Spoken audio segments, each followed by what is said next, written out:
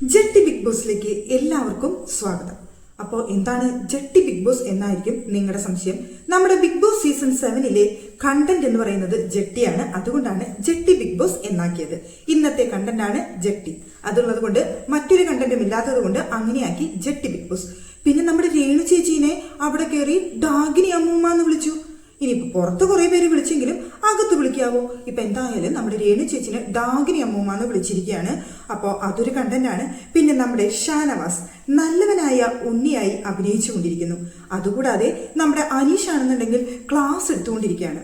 അപ്പോഴാണ് big boss വിളിച്ചു പറയുന്നത് അനീഷെ ഇവിടെ ക്ലാസ് എടുപ്പില്ല എന്നുള്ളത്. ഇതൊക്കെയായിരുന്നു ഇന്നത്തെ കണ്ടന്റ്. അപ്പൊ നമുക്കിതിനെ കുറിച്ചൊക്കെ ഒന്ന് സംസാരിക്കാം. അപ്പൊ എല്ലാവർക്കും വീഡിയോയിലേക്ക് സ്വാഗതം. അപ്പൊ എന്താണ് ജെട്ടി കണ്ടന്റ് എന്നായിരിക്കും നിങ്ങളുടെ സംശയം.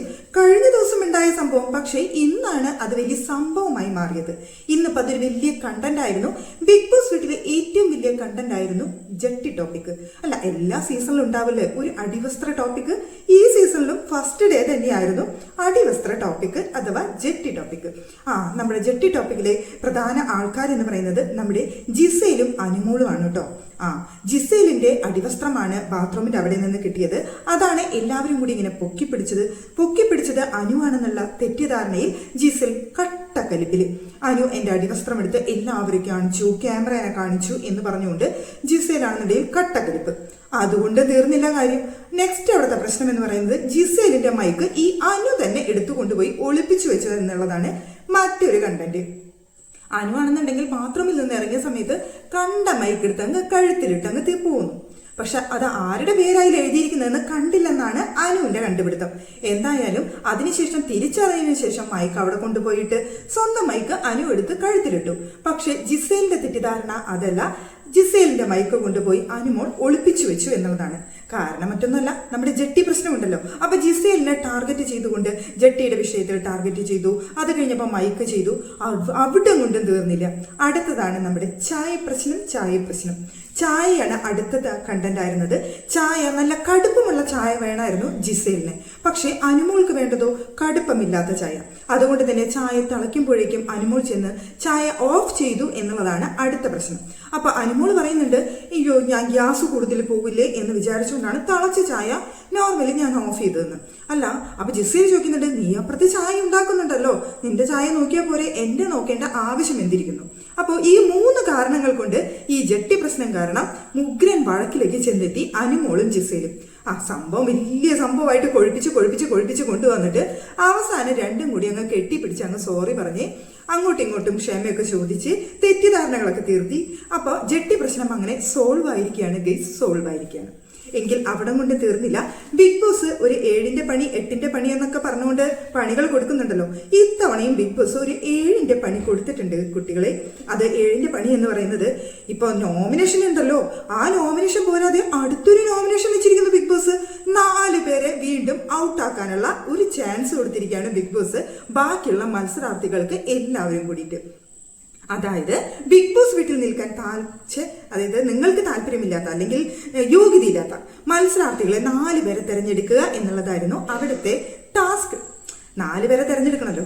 എന്താ കാര്യം, ടാസ്ക് വായിച്ച് ലൈവ് കണ്ടവർക്ക് വട്ടായിട്ടുണ്ടായിരിക്കും. കാരണം എത്ര ടാസ്ക് വായിച്ചിട്ടും ഈ മണ്ടന്മാരായിട്ടുള്ള മത്സരാർത്ഥികൾക്ക് കാര്യമൊന്നും മനസ്സിലാവുന്നില്ല.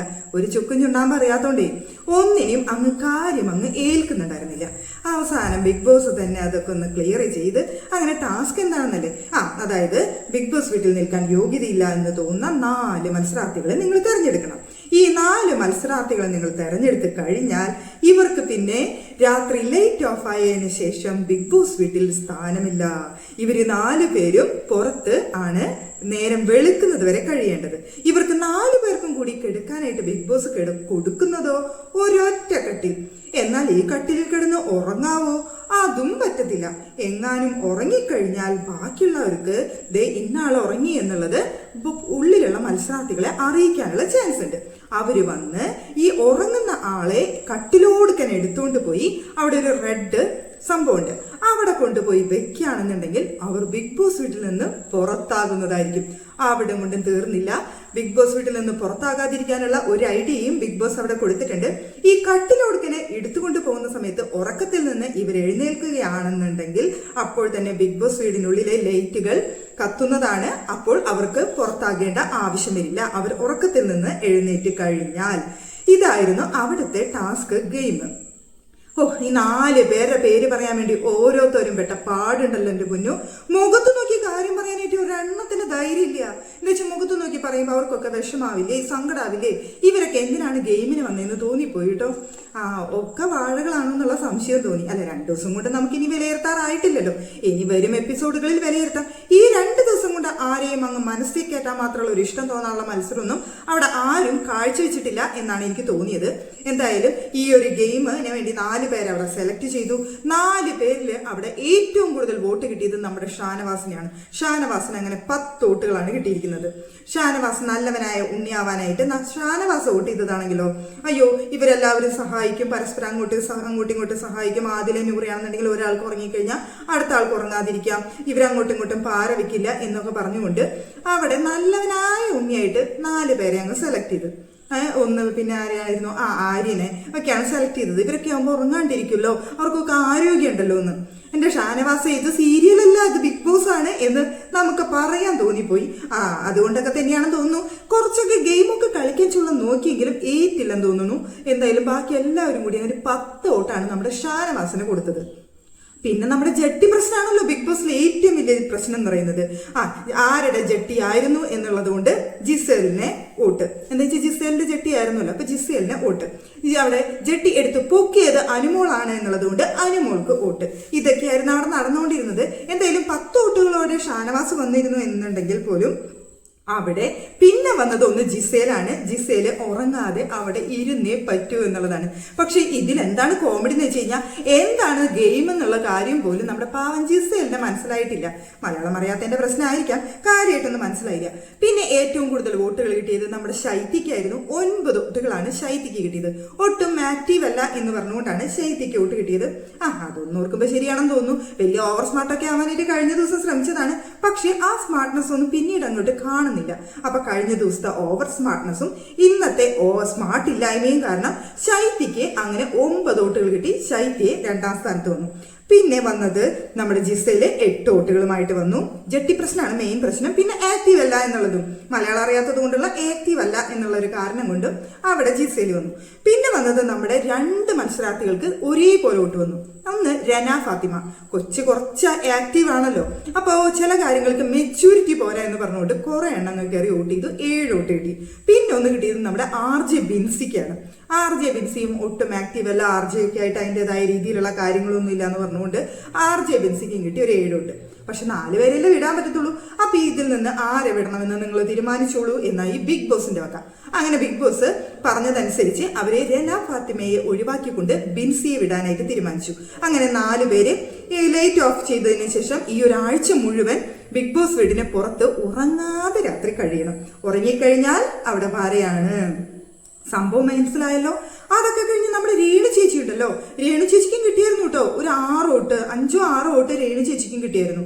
പക്ഷെ കൂടുതലില്ലാത്തത് കൊണ്ട് രേണു ചേച്ചിക്ക് അതിൽ വരാൻ പറ്റിയില്ല. പക്ഷെ എനിക്ക് തോന്നുന്നു ഈ 2 ദിവസമായിട്ട് കഴിഞ്ഞ ദിവസത്തെ ആ തലവേദന പ്രശ്നം ഉണ്ടല്ലോ, ആ പ്രശ്നം ഒഴികെ ബാക്കി ഒരു പ്രശ്നവും നമ്മുടെ രേണു ചേച്ചിയുടെ ഭാഗത്ത് നിന്ന് ഉണ്ടായിട്ടുമില്ല, കണ്ടന്റും ഉണ്ടായിട്ടില്ല. രേണു ചേച്ചി അത്ര ആക്റ്റീവായിട്ട് എനിക്ക് തോന്നിയുമില്ല. ഈ പുറത്ത് ഇത്രയധികം സോഷ്യൽ മീഡിയയിൽ ആക്റ്റീവായിട്ട് ക്യാമറക്കാർ മുഴുവൻ ചുറ്റി നടന്നപ്പോൾ ഇത്രയും കണ്ടന്റ് കൊടുത്തിരുന്ന രേണു ചേച്ചിയാണ്. ഇപ്പൊ ചുറ്റും ക്യാമറയായപ്പോൾ രേണു ചേച്ചിക്ക് കൊടുക്കാനായിട്ട് കണ്ടന്റ് ഇല്ല പോലും. രേണു ചേച്ചി ഒട്ടും കണ്ടന്റ് ഇല്ലാതെ അവിടെ വിഷമിച്ചിരിക്കുക തന്നെയാണെന്നാണ് ഈ വോട്ട് ചെയ്തവരെല്ലാവരും പറഞ്ഞത്. കാണുന്ന പ്രേക്ഷകർക്കും അങ്ങനെയൊക്കെ തോന്നിയതാണ് എനിക്ക് തോന്നിയത്. എനിക്കും അങ്ങനെയൊക്കെ തന്നെയാണ് തോന്നിയത്. അവിടെ നോമിനേഷനിൽ വരേണ്ട ഒരു വ്യക്തി തന്നെയായിരുന്നു രേണു എന്ന് തോന്നി. പിന്നെ വന്നില്ല. അപ്പൊ പിന്നെ രേണുവിനോട് മാറ്റി നിർത്താം. പക്ഷേ രേണുവിന് വന്നില്ലെങ്കിൽ എന്താ, നമ്മുടെ നെവിനുണ്ടല്ലോ, നെവിൻ വന്ന് നമ്മുടെ രേണു ചേച്ചിയുടെ അടുത്ത് സംസാരിക്കുന്ന സമയത്ത് പറയാണ് ചേച്ചി ചിരിക്കുന്ന സമയത്ത് ഡാഗിനി അമ്മൂമ്മേനെ പോലെ ഉണ്ടെന്ന്. എന്തുകൊണ്ട് നമ്മുടെ രേണു ചേച്ചിക്ക് പിന്നെ ഇത് കേട്ട് ശീലമായതുകൊണ്ട് ചേച്ചിക്ക് അങ്ങ് സങ്കടമായില്ലെന്ന് തോന്നുന്നു. ഇനി ഉള്ളിലെങ്ങാനും വിഷമായിണ്ടെന്ന് അറിയില്ല. മുഖത്ത് നോക്കി ഒരാൾ പറഞ്ഞതല്ലേ, അത് എന്നെ എല്ലാവരും ഡാഗിനി അമ്മൂമ്മന്നും പല്ലീന്നും പാറ്റാന്നും ഒക്കെ വിളിക്കുന്നതാണ്, അതുകൊണ്ട് എനിക്ക് പ്രശ്നമില്ല എന്നായി നമ്മുടെ രേണു ചേച്ചി. പക്ഷേ അപ്പൊ നെവിൻ ആകെ ഷോക്കായിട്ടോ. നെവിൻ പറയുന്നുണ്ട്, അയ്യോ ചേച്ചി അങ്ങനെ ശരിക്കും വിളിക്കാറുണ്ടോ? ചേച്ചി ചിരിക്കുമ്പോ എനിക്ക് അങ്ങനെ ശരിക്കും തോന്നിയിട്ടുണ്ട് ഡാഗിനി അമ്മൂമ്മരെ പോലെയെന്ന്. കുഴപ്പമില്ല, എനിക്ക് ഡാഗിനി അമ്മൂമ്മനെ ഭയങ്കര ഇഷ്ടമാണെന്നാണ് നമ്മുടെ രേണുവിന്റെ മറുപടി ആയിരുന്നത്. സംഭവം ആ ഗെയിം സ്പിരിറ്റിൽ രേണു എടുത്തു എന്ന് തന്നെയാണ് എനിക്ക് തോന്നിയൊരു കാര്യം. പിന്നെ നമ്മുടെ ക്യാപ്റ്റൻ ആയിട്ടുള്ള അനീഷ്, 4 പേരെ സെലക്ട് ചെയ്യാൻ പറഞ്ഞു. അപ്പൊ അവിടെ വന്ന് ഒടുക്കത്തെ ക്ലാസ് എടുപ്പ്. അയ്യോ ഇങ്ങനെ ചെയ്യണം, അങ്ങനെ ചെയ്യണം, നിങ്ങൾ ഇങ്ങനെയാണ് ചെയ്യേണ്ടത്. ജട്ടി വിഷയമാണ് കേട്ടോ ടോപ്പിക്, അല്ലാതെ ഒരു വിഷയമല്ലേ. ജട്ടി അങ്ങനെ ഇടാൻ പാടില്ല, ജട്ടി അവിടെ കണ്ടാൽ തന്നെ എടുത്ത് പൊക്കാൻ പാടില്ല, ക്യാമറയുടെ അടുത്ത് സംസാരിക്കാൻ പാടില്ല എന്നൊക്കെ പറഞ്ഞുകൊണ്ട് ഒരു ക്ലാസ് എടുപ്പാണ്. അപ്പോഴാണ് ബിഗ് ബോസിന്റെ വക ഒരു വാണിങ്. എടാ അനീഷേ, ഞാനിവിടെ ക്ലാസ് എടുക്കാൻ പറഞ്ഞില്ല, 4 പേരെ നോമിനേറ്റ് ചെയ്യാനേ പറഞ്ഞുള്ളൂ എന്ന്. അപ്പൊ അനീഷ് ഒന്ന് ചമ്മി പോയായിരുന്നു കേട്ടോ. അങ്ങനെയൊക്കെയാണ് നമ്മുടെ ബിഗ് ബോസിൽ ഇപ്പൊ നടക്കുന്ന കണ്ടന്റ് എന്ന് പറയുന്നത്. അല്ലാതെ കാര്യമായിട്ടുള്ള കണ്ടന്റ് ഒന്നും നിലവിൽ ഇതുവരെ ആയിട്ടില്ല.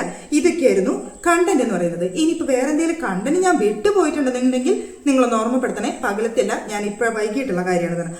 പിന്നെ നമ്മുടെ കലാപം സൈരിക്കുണ്ടല്ലോ, കിച്ചണിൽ അങ്ങ് ഒതുങ്ങിപ്പോയി നിൽക്കായിരുന്നു എന്നാണ് ഒരുപാട് പേരുടെ പരാതി. അതിനും കിച്ചണിലായ കാരണം കണ്ടന്റ് ഒന്നും കൊടുക്കാൻ പറ്റുന്നില്ല എന്നുള്ളതാണ് നമ്മുടെ കലാപം സാരികയുടെ വിഷമം. കിച്ചണിലായതുകൊണ്ട് കിച്ചണിൽ ഒതുങ്ങിപ്പോയി, എനിക്ക് എന്ത് കണ്ടന്റ് കൊടുക്കാൻ അവിടെ നടക്കുന്നു എന്ന് ഞാൻ അറിയുന്നില്ല എന്നുള്ളതാണ് കലാപൻ സരികയുടെ വിഷമം. അതങ്ങനെ. പിന്നെ നമ്മുടെ ഈ ജട്ടി പ്രശ്നം കാരണം നമ്മുടെ അനുചേച്ചി കരഞ്ഞു കേട്ടോ. 4 പേരെ നോമിനേറ്റ് ചെയ്യാൻ വന്ന സമയത്ത് അനുചേച്ചി നമ്മുടെ ജിസേലിനെ നോമിനേറ്റ് ചെയ്തു. അപ്പൊ ഇങ്ങനെ കാര്യങ്ങളൊക്കെ സംസാരിച്ചു. പക്ഷെ അപ്പോഴേക്കും നമ്മുടെ അനുമോൾക്ക് അങ്ങ് കരച്ചിൽ വന്നു. അനുമോള് കരച്ചിൽ ആരംഭിച്ചു. അങ്ങനെ ബിഗ് ബോസിലെ കരച്ചിലുകൾ തുടരുകയാണ്, കുട്ടികളെ തുടരുകയാണ്. പിന്നെ നമ്മുടെ വസ്ത്രധാരണം ഷാനവാസ്, അതായത് നമ്മുടെ ജിസേലിനെ തുണി കൊടുക്കാനായിട്ട് പോകുന്ന ഷാനവാസ് ഉണ്ടല്ലോ, ഷാനവാസ് അവിടെ നോമിനേറ്റ് ചെയ്തത് തുണിയുടെ പേരിലാണെന്നുള്ളത് ഇപ്പൊ വീട്ടിലെ എല്ലാവർക്കും അറിയാം. പക്ഷെ ഷാനവാസ് ആണെന്നുണ്ടെങ്കിലോ അതങ്ങ് സമ്മതിച്ചും കൊടുക്കുന്നില്ല ജിസേലിന്റെ അടുത്ത്. ജിസേലിന്റെ അടുത്ത് പറയുന്നത് ഞാൻ അങ്ങനെയാണ് പറഞ്ഞതെന്ന് ജിസേലിനെ എങ്ങനെ അറിയാം, ഞാൻ കൺഫെഷൻ റൂമിൽ വെച്ച് സംസാരിച്ചത് ജിസേലിനെ എങ്ങനെ അറിയാം, ഇതാണ് ഞാൻ പറഞ്ഞതെന്ന് ജിസേലിനെ അറിയത്തില്ലല്ലോ, പിന്നെ എന്തിനാണ് ഇങ്ങനെ പറയുന്നത്, ആര് പറഞ്ഞു, എപ്പ പറഞ്ഞു, എന്ത് പറഞ്ഞു എന്നാണ് ഇവിടെ നമ്മുടെ ഷാനവാസിന്റെ ചോദ്യം. സംഭവം ഷാനവാസ് പറഞ്ഞതാണെന്ന് പ്രേക്ഷകർ കണ്ടതല്ലേ. പക്ഷെ ഷാനവാസ് കുറേ കാര്യങ്ങളില് കള്ളം പറഞ്ഞുകൊണ്ടാണ് നടക്കുന്നതെന്നാണ് വീട്ടിലെല്ലാവരും പറയുന്നത്. ഇനിയിപ്പോ പ്രേക്ഷകരുടെ ഇടയിലും അങ്ങനെ ഒരു അഭിപ്രായത്തിന് വകയൊരുക്കാതെ മുന്നോട്ട് വന്നു കഴിഞ്ഞാൽ ഷാനവാസിനെ കൊള്ളാം. ഇല്ലാന്നുണ്ടെങ്കിൽ എന്റെ ഷാനവാസെ സീരിയൽ കാണുന്ന പോലെ ഇല്ല ബിഗ് ബോസ് കാണുന്നവരെ അങ്ങെടുത്ത് പുറത്ത് കളഞ്ഞേക്കൂട്ടോ. അതുകൊണ്ട് സൂക്ഷിച്ചും കണ്ടും കളിച്ചേക്കണം. അപ്പൊ ഇതൊക്കെയാണ് നമ്മുടെ ബിഗ് ബോസിന്റെ ഇതുവരെയുള്ള കണ്ടന്റ്. ബാക്കിയുള്ള കണ്ടന്റുമായിട്ട് അടുത്ത വീഡിയോ ആയിട്ട് വരാം. ഓക്കേ.